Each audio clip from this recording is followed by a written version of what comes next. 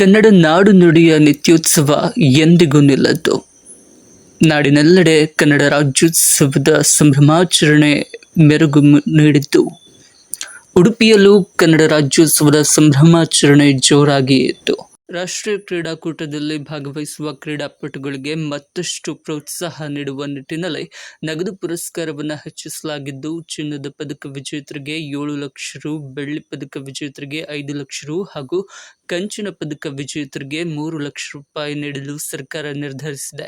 ಸಾಧಿಸುವ ಕನಸನ್ನು ಹೊಂದಿದ್ದರು.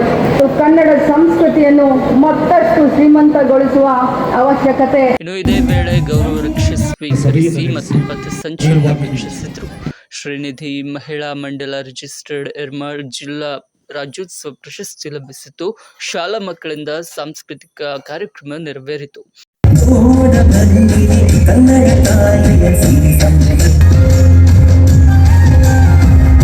ಈ ವೇಳೆ ಉಡುಪಿ ಶಾಸಕ ಯಶ್ಪಾಲ್ ಸುವರ್ಣ, ಕರಾವಳಿ ಅಭಿವೃದ್ಧಿ ಮಂಡಳಿ ಅಧ್ಯಕ್ಷರಾದ ಎಂ.ಎ. ಗಫೂರ್, ಉಡುಪಿ ನಗರಾಭಿವೃದ್ಧಿ ಪ್ರಾಧಿಕಾರದ ಅಧ್ಯಕ್ಷರಾದ ದಿನಕರ್ ಹೇರೂರು, ಉಡುಪಿ ಜಿಲ್ಲಾ ಗ್ಯಾರಂಟಿ ಯೋಜನೆಗಳ ಅನುಷ್ಠಾನ ಸಮಿತಿ ಅಧ್ಯಕ್ಷರಾದ ಅಶೋಕ್ ಕುಮಾರ್ ಕೊಡವೂರು, ಜಿಲ್ಲಾಧಿಕಾರಿ ಟಿ.ಕೆ. ಸ್ವರೂಪ, ಜಿಲ್ಲಾ ಪೊಲೀಸ್ ವರಿಷ್ಠಾಧಿಕಾರಿ ಹರಿರಾಮ್ ಶಂಕರ್ ಮತ್ತಿತರರು ಉಪಸ್ಥಿತರಿದ್ದರು.